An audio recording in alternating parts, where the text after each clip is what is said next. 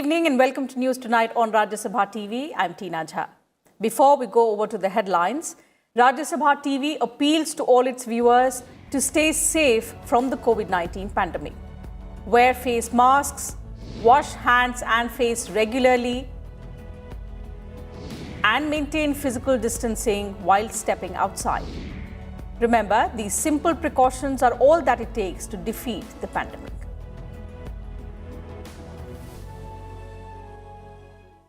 And let's now get you the headlines. Voting ends for Bihar Assembly elections. Over 57% polling recorded for 78 seats in the final round. Results for 243 seats on the 10th of November.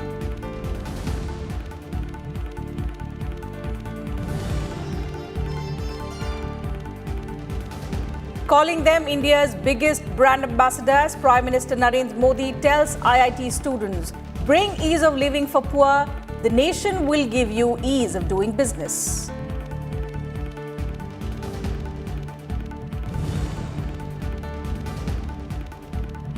Vice President M. Venkaiah Naidu calls for multi-pronged effort to make agriculture sustainable and profitable, urges effective synergy between traditional knowledge and state-of-the-art technology.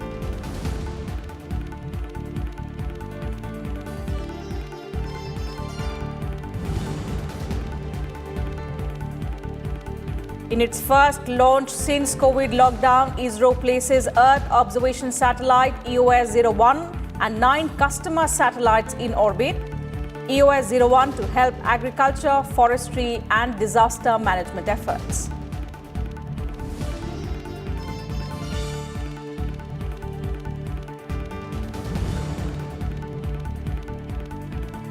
And active COVID-19 cases continue to drop in the country. Over 53,000 patients recover in the last 24 hours.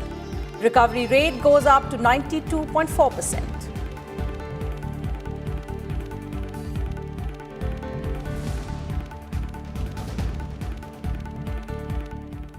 Voting for the 243-member Bihar Legislative Assembly concluded on Saturday. Over 57% voter turnout was recorded till 6 p.m. in the third and final phase of polling. Amid tight security arrangements and COVID-19 guidelines, 78 assembly seats spread over 15 districts went to polls in this phase. The polling began at 7 a.m. and ended at 6 p.m. Around 2 crore 34 lakh voters exercised their franchise to decide the fate of 1,204 candidates in the fray. Aggressively pursued awareness drives and most importantly polling station infrastructure, which was transformed to make it safe and hygienic with a social distancing norm and sanitization protocols built in for more than 1 lakh polling stations. The voters and the poll machinery of state, where they have achieved the goal that was set of ensuring exercise of franchise in a safe and voting environment. Bihar has witnessed extremely enthusiastic polling in all 3 phases of elections. The coronavirus pandemic failed to dampen the enthusiasm of the voters as several elderly and differently abled electors came out to vote in large numbers in the final phase of election. The Election Commission said, despite the pandemic, Bihar saw a considerable voter turnout, with the first phase recording over 55% votes and the second phase witnessing 55.7% voter turnout. Elections were held in 3 phases for the 243-member Bihar Legislative Assembly. The first phase of voting took place on 28th October, while the second phase was held on the 3rd of November.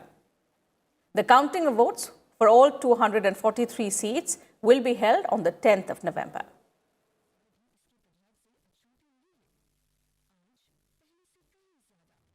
जो 80 वर्ष से ऊपर के हमारे जो मतदाता हैं और साथ ही जो हमारे पीडब्ल्यूडी साथी हैं, उन सबको भी पोस्टल बैलेट की सुविधा जो है पहले उपलब्ध कराई जाए। साथ ही जो कोविड-19 के कुछ ऐसे मतदाता होंगे जो कि घर बैठकर अगर पोलिंग करना चाहें तो उनके लिए भी पोस्टल बैलेट की सुविधा दी गई।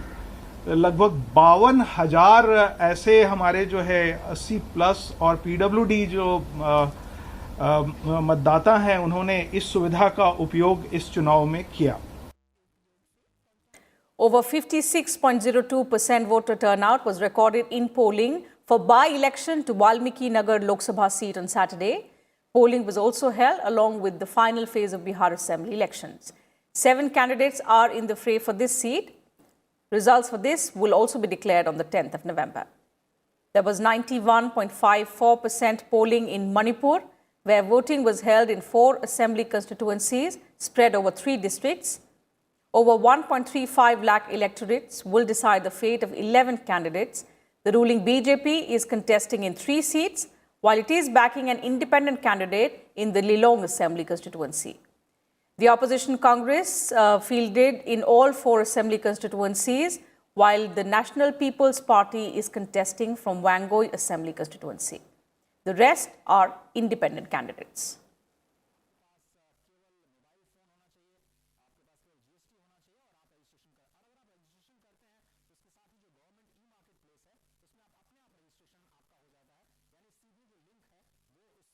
Prime Minister Narendra Modi called upon the country's youth to bring in new innovations and work towards ushering in ease of doing business. Addressing the 51st annual convocation of IIT Delhi via video conferencing on Saturday, the Prime Minister said the post-COVID-19 world will have a huge role for technology. Here's a detailed report on what the Prime Minister said. Prime Minister Narendra Modi said on Saturday that the country will ensure ease of doing business for its youth, who should work to provide ease of living. देश अगर आपको ease of doing business देता है, सरकार व्यवस्थाएं देता है, तो आप इस देश के गरीब से गरीब नागरिक को ईज ऑफ लिविंग देने के लिए नए नए इनोवेशंस लेकर के आइए, नई नई चीजें लेकर के आइए. Addressing the 51st convocation of IIT Delhi, the Prime Minister called innovation a major strength for the success of Atmanirbhar Bharat campaign. He emphasized that self-reliance and globalization should work in tandem. इसके पहले मुझे IIT Madras, IIT Bombay और IIT Guwahati के कॉन्वोकेशंस को भी इसी प्रकार से अटेंड करने का अवसर मिला और कहीं पर रूबरू जाने का अवसर मिला. इन सभी जगहों पर मुझे ये समानता दिखी कि हर जगह कुछ न कुछ इनोवेट हो रहा है. आत्मनिर्भर भारत अभियान की सफलता के लिए ये बहुत बड़ी ताकत है. कोविड-19 ने दुनिया को एक बात और सिखा दी है. ग्लोबलाइजेशन महत्वपूर्ण है, लेकिन इसके साथ साथ सेल्फ रिलायंस भी उतना ही जरूरी है. साथियों, आत्मनिर्भर भारत अभियान आज देश के नौजवानों को, टेक्नोक्रेट्स को, टेक एंटरप्राइज लीडर्स को अनेक नई अपॉर्चुनिटीज देने का भी एक अहम अभियान है. The Prime Minister said the crisis brought by the COVID-19 pandemic has changed the world in fundamental ways. Technology, he said, will play a major role in the post-COVID world. He said it is for the first time that so much potential has been created for innovation and new startups in the agriculture sector.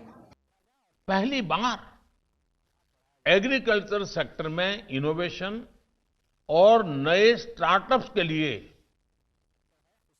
अनगिनत संभावनाएं बनी हैं. पहली बार space sector में private investment के रास्ते खुले हैं. 2 दिन पहले ही बीपीओ सेक्टर के ईज ऑफ डूइंग बिजनेस के लिए भी एक बड़ा रिफॉर्म किया गया है. सरकार ने other services provider OSP guidelines को एकदम सिंप्लीफाई कर दिया है। करीब करीब सारे रिस्ट्रिक्शन हटा दिए हैं। कॉरपोरेट टैक्स सबसे कम है। स्टार्टअप इंडिया इस अभियान के बाद से भारत में 50,000 से भी ज्यादा स्टार्टअप शुरू हुए हैं। सरकार के प्रयासों का असर है कि पिछले 5 वर्षों में देश में पेटेंट की संख्या 4 गुना हो गई है। ट्रेडमार्क रजिस्ट्रेशन में भी 5 गुना वृद्धि दर्ज की गई है। इसमें भी फिनटेक के साथ साथ एग्रो, डिफेंस और मेडिकल सेक्टर से जुड़े स्टार्टअप्स अब तेजी से बढ़ रहे हैं। The Prime Minister said under the National Infrastructure Pipeline, the government is investing over 1 lakh crore rupees. He also said state-of-the-art infrastructure is being built in the entire country that will fulfill the needs of the present and the future. Incubation से लेकर funding तक आज startups को अनेक प्रकार की मदद की जा रही है। फंडिंग के लिए 10,000 करोड़ रुपए का फंड ऑफ फंड्स बनाया गया है। 3 साल के लिए tax exemption, self certification, easy exit जैसे अनेक सुविधाएं स्टार्टअप्स के लिए दी जा रही है। आज हम नेशनल इंफ्रास्ट्रक्चर पाइपलाइन के तहत 1 लाख करोड़ रुपए से ज्यादा निवेश करने की तैयारी है। इससे पूरे देश में state of the art infrastructure का निर्माण होगा, जो वर्तमान और भविष्य दोनों की जरूरतों को पूरा करेगा। The Prime Minister also urged the graduating students to focus on quality, never compromise, and make their innovations work at a mass scale. Bureau Report, Rajya Sabha TV. In some other news, according to the Defence Ministry, the government has disbursed over 42,700 crore rupees to 20,60,000 retired defence personnel under the One Rank One Pension or OROP scheme since its inception. The yearly recurring expenditure on account of OROP is about 7,123 crore rupees. 10,795 crore rupees have been disbursed to 20,60,000 defence pensioners as arrears. The scheme was notified on 7th of November 2015. And armed forces personnel who retired by 30th June 2014 are covered under this scheme. Prime Minister Narendra Modi greeted armed forces veterans on the 5th anniversary of his government's decision to implement OROP. In a Twitter message, he said the scheme was a historic step to ensure the well-being of our soldiers.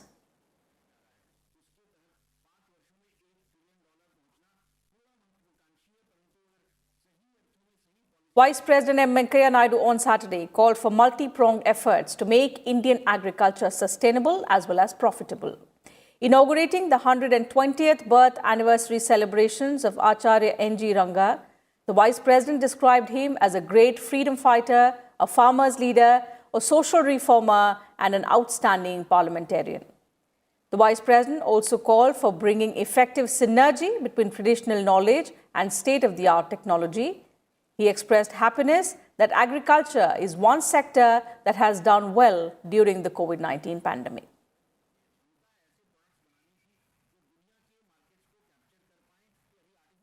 Agriculture is very close to my heart, and I have always strived to further the cause of my brothers and sisters in rural India.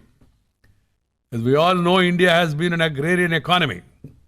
Since ancient times, agriculture is the bedrock of our civilization and economy. That's why I always say agriculture is our basic culture. We need to ensure the farmers get the fruits of their hard work and their endeavors are profitable. This should be the main operating principles in agriculture going forward. This will be a real tribute to Professor Acharya Rangai. A better price discovery mechanism like the ENAM portal of the government are laudable initiatives, but it should be expedited further. Farmers must have the freedom to make decisions on when, where and whom to sell. This is very important. And this decision has to be welcomed by one and all, leaving aside politics. Talking about the high standards of debates and parliamentary conduct shown by Acharya Ranga, the Vice President said that there used to be rapt attention whenever Acharya Ranga spoke in Parliament. The Vice President further said that as the Chairman of the Upper House, it pains him to see the standards of debates going down. He appealed to all lawmakers to study the life and teachings of Acharya Ranga and learn from his conduct as a parliamentarian.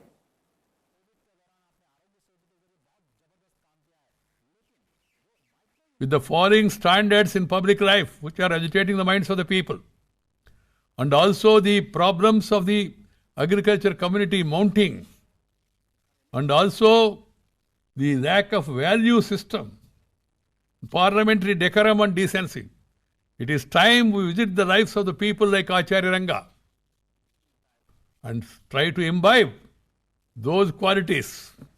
I am the chairman of the Rajya Sabha. And I see what is happening. Sometimes it pains me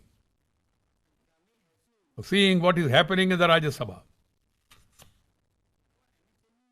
There is every need to see, to reorient our approach, to become constructive, not obstructive.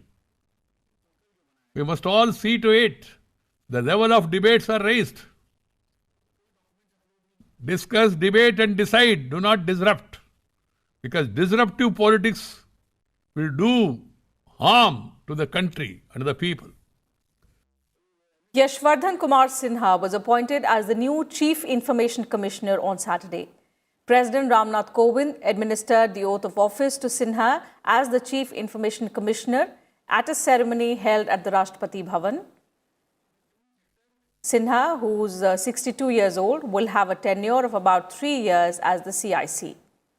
A CIC and Information Commissioner are appointed for a tenure of 5 years or till they attain the age of 65 years. The post of the Chief of Transparency Watchdog was lying vacant for over 2 months after Bimal Julka completed his term on the 26th of August. A former diplomat, Sinha joined as the Information Commissioner on the 1st of January 2019. He has served as India's High Commissioner to the United Kingdom and also Sri Lanka.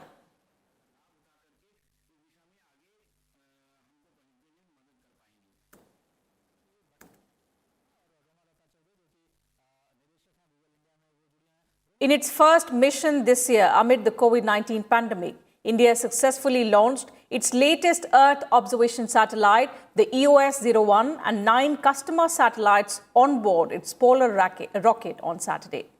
India's workhorse, Polar Satellite Launch Vehicle, PSLV C-49, injected EOS-01 and other satellites one by one in orbit around 20 minutes after liftoff from the Satish Dhawan Space Center in Sriharikota.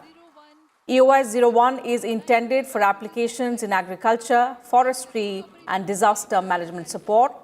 The customer satellites are from Lithuania, 1 satellite, Luxembourg, 4, and the USA, also 4. ISRO Chairman Dr. K. Sivan described the mission as a success and congratulated the team involved in this mission. 3, 2, 1, 0. Ignition. Plus 5 seconds. You have just launched Today's success mainly because of the hard work given by the employees of Team ISRO, and at the same time they are sacrificing their personal interest and work for this particular mission under the COVID pandemic. And really, it is very heartening that their hard work paying their pay. Congratulating ISRO, President Ramnath Kovind said, this important launch amid the crisis caused by COVID-19 reflects the capability, perseverance and resilience of our scientists and engineers. In a Twitter message, Vice President M. Venkaiah Naidu said, "Happy to note that ISRO scientists accomplished the mission in spite of the difficulties caused by the COVID-19 pandemic." Prime Minister Narendra Modi also congratulated ISRO for the successful launch of the 51st mission of PSLV. In a Twitter message, he praised the scientists associated with the mission and said that they had overcome major challenges posed by the spread of coronavirus pandemic to ensure a timely launch of the vehicle.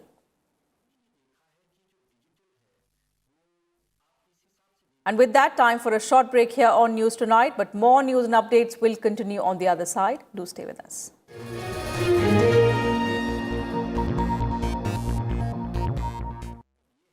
Watch The Big Picture with me, Frank Rausen Pereira, at 9:30 p.m. Defeat coronavirus. Let us always remember, wear a mask. Wash hands.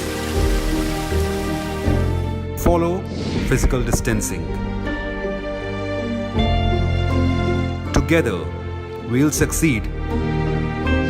Together, we'll win against COVID-19.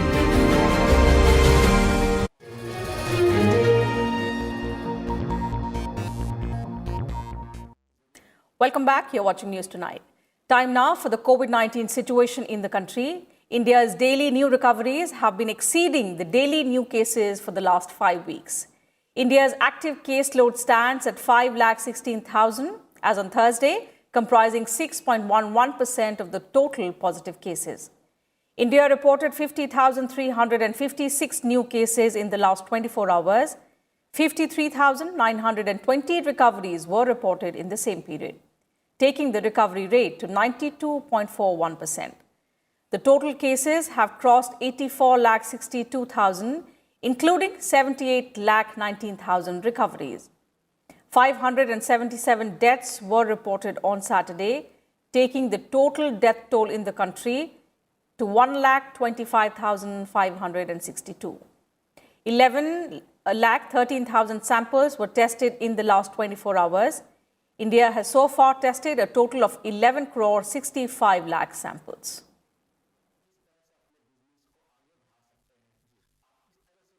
The Punjab government on Saturday told the National Green Tribunal that there was no need for a ban on firecrackers in the state. Noting that no part of the state falls in the National Capital Region, the Punjab government apprised NGT about measures taken for checking air pollution. It informed that continuous ambient air quality monitoring stations were installed in the non-attainment cities of Amritsar, Ludhiana, Patiala and Jalandhar, among others. It also added that the air quality index remained in the range of good in August, satisfactory in September and moderate in October. The NGT on the 2nd of November had issued notices to 23 states and union territories seeking their response on prohibiting firecrackers from the 7th to 30th of November. The tribunal is likely to pronounce its orders on the 9th of November. Ahead of Diwali, several states including Karnataka, Delhi, West Bengal and also Rajasthan have already banned firecrackers.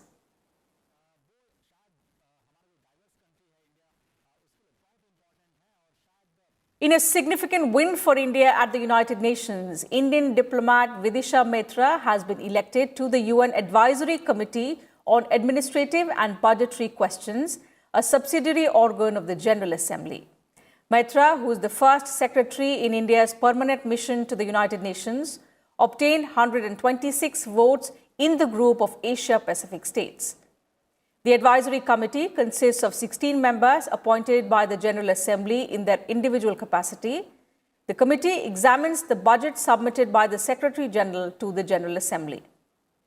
Besides, it also advises the General Assembly regarding any administrative and budgetary matters referred to it and examines the administrative budgets of the specialized agencies and proposals for financial arrangements with such agencies. It also considers and reports to the General Assembly about the auditor's reports on the accounts of the United Nations and of the specialized agencies. The victory comes as India gets ready to sit in the UN Security Council as a non-permanent member for a 2-year term beginning the beginning January 2021. The permanent representative of India to the United Nations, T.S. Tirumurthy, thanked the member nations for voting in favor of the Indian candidate. I want to extend my gratitude to all member states who have supported us in this crucial election and reposed faith in our candidate. The ACABQ ensures that fund contributions to the UN system are put to good effect and that mandates are properly funded. Our membership of ACABQ is particularly relevant now when the UN budget has come under increasing pressure. India has a stellar record of bringing professional auditing experience to the UN and contributing outstanding professionals to UN bodies.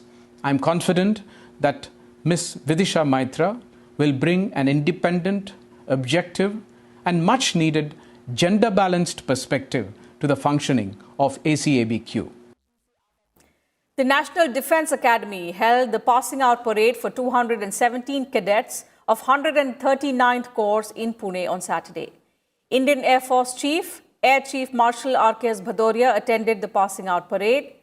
A total of 217 cadets, 49 from Science Stream, 113 from Computer Science Stream, and 55 from Arts Stream were conferred the degree of Jawaharlal Nehru University. Addressing the cadets after reviewing the passing out parade, Air Chief Marshal R.K.S. Bhadoria said that today's battle space is highly complex and multidimensional with unpredictable security scenarios. He said that the armed forces have to be prepared with unpredictable security scenarios and threats from multiple fronts. Today's battle space is highly complex and multidimensional with unpredictable security scenarios and high operational tempo. In the battle space, operational response and demand will be an integrated, synergetic approach to all operations. Appointment of the Chief of Defence Staff and formation of the DMA marks the beginning of the most historic phase of higher defence reforms in our country. And all of you, having been born in this perfect Tri-Services Institute at the start of the training called the National Defence Academy. Vice President M. Venkaiah Naidu on Saturday paid tribute to Nobel laureate physicist Sir CV Raman on his birth anniversary. Hailing his discovery of the Raman effect, the Vice President said that Raman's monumental contribution to science continues to inspire every scientist. Born on 7th November 1888, Sir Chandrasekhar Venkat Raman was one of the most prominent Indian physicists. Popularly known as Sir CV Raman, he was instrumental in India's growth in the field of science and physics in particular. He won the Nobel Prize for Physics in 1930 for groundbreaking work on the scattering of light and also the discovery of the Raman effect. In 1954, he was conferred the Bharat Ratna, the highest civilian award. The films division is paying tribute to him by streaming a biopic, CV Raman, on his 132nd birth anniversary. The 18-minute film will be streamed on Films Division website and also its YouTube channel. The documentary throws light into the life and works of Sir CV Raman.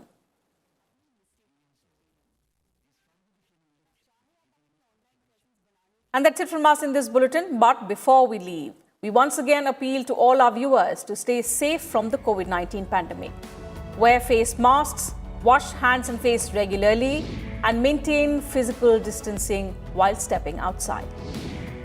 Remember, these simple precautions are all that it takes to defeat the pandemic. Good night and thanks for your time.